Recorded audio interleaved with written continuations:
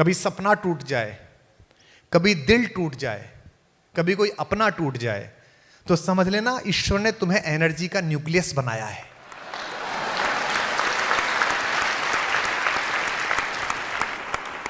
अगर कभी मन में ये आए कि यहां ये बात अटक गई, ये बात नहीं हुई, कोई भी लक्ष्य तुम्हारे जीवन से बड़ा नहीं है।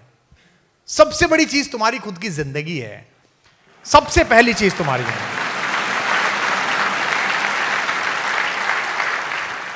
मेरे पिताजी भाई साहब एक छोटे से गांव में, बहुत गरीब से निम्न मध्यम वर्गीय परिवार में मेरे पिताजी ने जन्म लिया। उस गांव के वो पहले ग्रेजुएट, पहले पोस्ट ग्रेजुएट, पहले पीएचडी, पहले प्रोफेसर। 10वीं करके वहां बीज इंस्पेक्टर की नियुक्ति करने वाले लोग आए। एक बीज इंस्पेक्टर तुम तो जानते भी नहीं होगे, सीड इंस्पेक्टर होता है गांव में, वो सीड की क्वालिटी चेक करता है। लोअर डिवीजन क्लर्क से भी नीचे का काम होता है। वो सबसे मेधावी बच्चे थे। गांव से 4 बच्चे सेलेक्ट हुए, उनमें से 3 को नौकरी मिल गई और मेरे पिताजी को नहीं मिली। और मेरे पिताजी बड़े परेशान हुए कि बताइए 11वीं में ही कमाने लायक हो जाता। लेकिन फिर वो प्रोफेसर हुए। आज हमारा सबसे बड़ा भाई इंजीनियर है, एक वाइस चांसलर है, एक मैं हूं। सब लोग अपनी अपनी जगहों पर हैं। अगर उस अपॉर्चुनिटी के छूटने पर मेरे पिताजी ने जिंदगी की लड़ाई हार दी होती, तो आज ना हिंदुस्तान को कुमार विश्वास मिलता, ना हमें इस परिवार का सहयोग मिलता।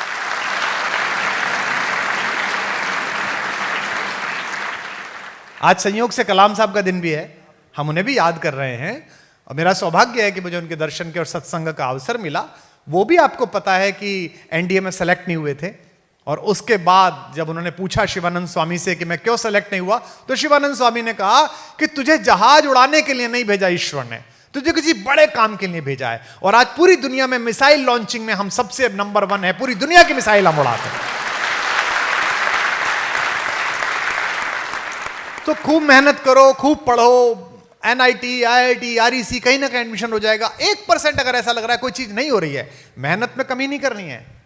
लेकिन तुम्हारे माँ बाप का सबसे बड़ा सपना क्या था और क्या है? जिनके माता पिता हैं या जिनके माता पिता नहीं हैं, उनका सबसे बड़ा सपना क्या था? मेरी बेटी से मैंने एक दिन पूछा, वो बाहर पढ़ी है और आप अपना काम करती है, अपनी एक इंडस्ट्री चलाती है।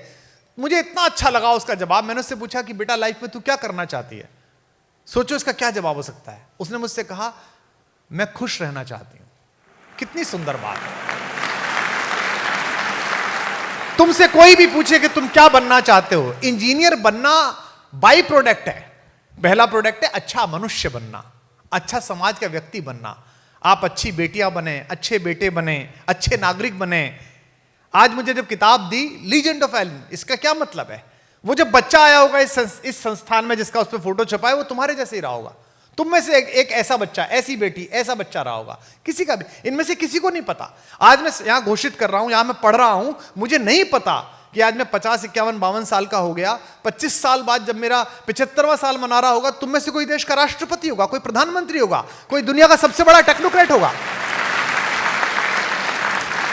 ये अलग भट्टी में ढल के लोग नहीं आते, ये अलग खांचे में नहीं आते। इस देश को औद्योगिक घरानों के बेटे बेटियां नहीं चलाते। इस देश को तुम और हम चलाते हैं, जो मास्टरों के, क्लर्कों के, किसानों के बच्चे हैं। मेरा नहीं हुआ था आईआईटी में। 117 रुपए का फॉर्म भरा था मैंने।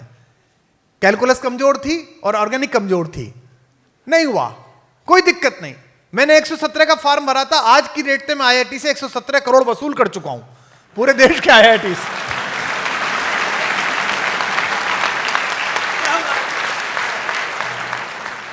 मेरे ऑफिस के लोग पूछते हैं, और मैं अतुल कनक बैठे हैं देश के सब महत्वपूर्ण साहित्यकारों में। मैंने अतुल भाई से भी कई बार कहा, और आज अच्छा हुआ कि मेरी भैया से बात हुई कि मैं आज यहां से घोषणा करता हूं और बताता हूं कि हमारी बात हुई है। बीच में एक ऐसे भाई हैं जो हमारे भी भाई हैं और आपके भी बहुत अच्छे मित्र हैं। आप लोग टेक्नोक्रेट बने, इस पर ये लोग मेहनत करेंगे। आप लोग मनुष्य बने, इस पर मैं मेहनत करूंगा एलिन के साथ मिलकर। मैं जापान गया पहली बार 2007-8 में, तो मुझे बड़ा आश्चर्य हुआ कि पूरे देश में मॉल, यहां भी खुल गई हैं, अब तो कोटा में भी मॉल खुल गई हैं। तो पूरे देश में स्टेशन पर कहीं भी जो एक्सीलेटर्स हैं, उनमें सभी लोग सीधे हाथ की तरफ खड़े हुए हैं, एक के पीछे एक। तो मैंने पूछा इसका कोई नियम है क्या? बोले नहीं, नियम नहीं है। ऐसे ही वहां की जो ट्रेन थी, उनमें लोग लाइन लगाकर खड़े हुए थे, लेफ्ट हैंड की तरफ, सीधे हाथ से लोग उतर रहे थे। जब आखिरी आदमी बाहर निकल जाता था, तब हम घुसते थे। आपने देखी होंगी दिल्ली की ट्रेन, आपने देखी होंगी बॉम्बे की ट्रेन। हमने 75 ईयर्स में नेशनलिटी क्या बनाई है। और बच्चों, ये सरकारें नहीं बनाती। एक बात ध्यान रखना, सिकंदर और चंद्रगुप्त मर जाते हैं, लेकिन अरस्तु और चाणक्य कभी नहीं मरते, वो सदा जिंदा रहते हैं, वो सदा रहते हैं। तो ये सब अरस्तु हैं, ये सब चाणक्य है, इनका काम है तुम में से सिकंदर निकालना। इसलिए एलिन के जितने बच्चे यहां हैं, मैं जानता हूं कि आप सोशल मीडिया पर कम रहते हैं और रहना भी कम चाहिए, इसका भी उपवास करना चाहिए, है ना। इंस्टा का, ट्विटर का, फेसबुक का उपवास करना चाहिए। आपके कैंपस में तो ये सब व्यवस्था है ही, लेकिन मैं इस परिवार का एक स्व अधिग्रहित सदस्य हूं। मैंने खुद को खुद ही सम्मिलित कर लिया है इन चारों भाइयों के साथ। तो मैं आपको यह कहता हूं कि जीवन में कभी भी अंधेरा घिरे, कभी भी ऐसा लगे, है ना, तो मेरा फेसबुक पे पेज है, मुझे मैसेज करना, मेरा ऑफिस मुझे मार्क करके देता है, नहीं तो खुद से बात करना। जो अपने से बाहर आया उसको सारा संसार मिला। ये सब छोटे लक्ष्य हैं, इन्हें तो कर ही लोगे। ये IIT वाईटी बहुत छोटे लक्ष्य हैं बेटा, पूरा समर्पण कर दोगे, पूरी मेहनत कर दोगे तो कर ही लोगे। आइंस्टाइन तक का दिमाग 6% यूज हुआ, 94% तो यूज ही नहीं हुआ। तो अगर तुम थोड़ा सा लगाओगे, थोड़ी सी मेहनत करोगे, एकाग्र रहोगे लक्ष्य पे, तो काम कर ही दोगे। लेकिन बैकड्रॉप में जो बड़ा कैनवस है, IITian बनना एक पेंटिंग है, लेकिन मनुष्य होना एक कैनवस है। Be a good human being. आपके होने से आपका परिवार, आपका इंस्टीट्यूट, आपका, अगर जिस बच्चे के साथ तुम रहते हो, जिस 2 लड़कियां जो एक रूम में रहती हैं, 4 बच्चे जो एक रूम में रहती हैं, अगर बची हुई 3 बच्चियां, बचे हुए 2 लड़के जो लड़के रहते हैं, अगर वो तुम्हारे होने से खुश नहीं हैं, तो तुम्हारा IITian होना भी बेकार है, तुम्हारी कोई सफलता अच्छी नहीं है। तुम्हारे होने से लोग खुश हों, तुम्हारे होने से, देखो बेटा, कोई भी चीज जब टूटती है तो उसमें से एनर्जी निकलती है। सर बताते हैं ना, यही बताया गया ना, हमको भी यही पढ़ा गया। जो तुम कर रहे हो मैंने सब करा है ना। ये तुमने तो, मैंने तो 11th में ही पूरा याद कर दिया था कि पूरी पीरियोडिक टेबल याद कर दो। Hydrogen, helium, lithium, beryllium, boron, carbon, nitrogen, oxygen, fluorine, Na, MgL, KCl, SCr, VCr, MnFe, CONi, COZn, पूरी याद कर देते। मैंने कहा ये बड़ा तंग करेगी, इसे आगे से पीछे और ऊपर से नीचे याद कर लो। और पहला काम यही होता था कि वो पीछे की कॉपी पे खींच के बना देनी पूरी, याद कर लेते थे। कोई भी चीज टूटती है तो उसमें एनर्जी निकलती है। कभी सपना टूट जाए, कभी दिल टूट जाए, कभी कोई अपना टूट जाए, तो समझ लेना ईश्वर ने तुम्हें एनर्जी का न्यूक्लियस बनाया है।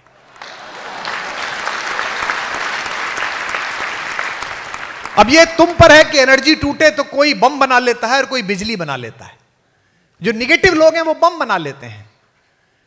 मेरी खुद की लाइन से मैं खत्म करता हूं कि हिम्मत का सागर लांघो तो लहर लहर जयकारा होगा।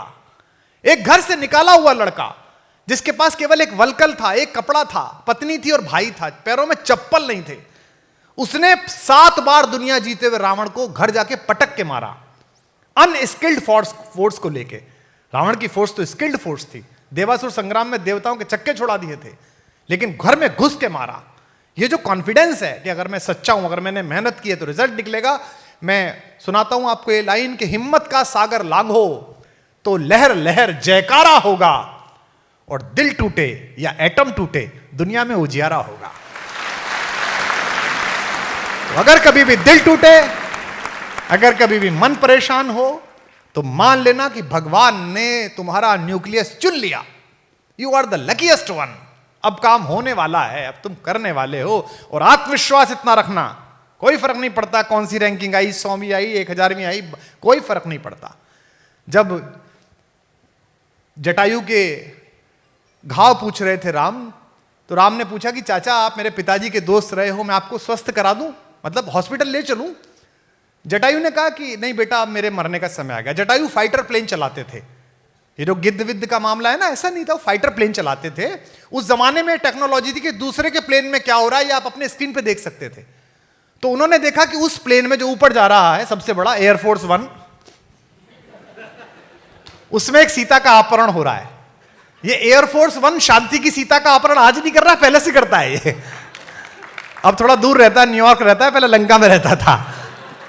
तो उसने देख लिया कि इसमें एक महिला का अपहरण हो रहा है, उसका वॉइस सैंपल उसने डेटा में डाला, तो वॉइस सैंपल डेटा में डाला तो सीता से मैच किया, तभी उसने कहा कि आपकी पत्नी का अपहरण हुआ है।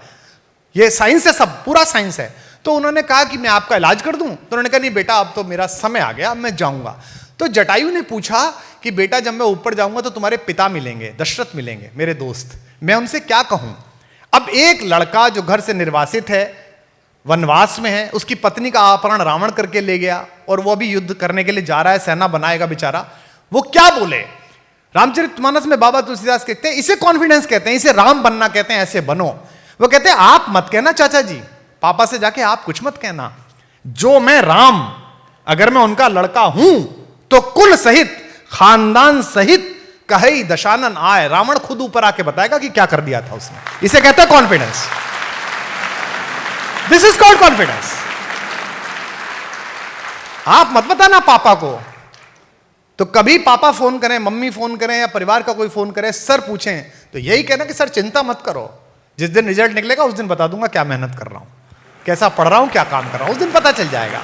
और अगर बाय द वे कोई परीक्षा की कमंद ना छूटे तो जिंदगी की आखिरी परीक्षा थोड़ी है, जब भी कोई पूछे तो मेरा बता देना, मेरा नहीं हुआ, क्या फर्क पड़ा, जो कर रहे हैं मैंने एक रास्ता चुना, आप अपना रास्ता चुनेंगे और आप बेहतर करेंगे।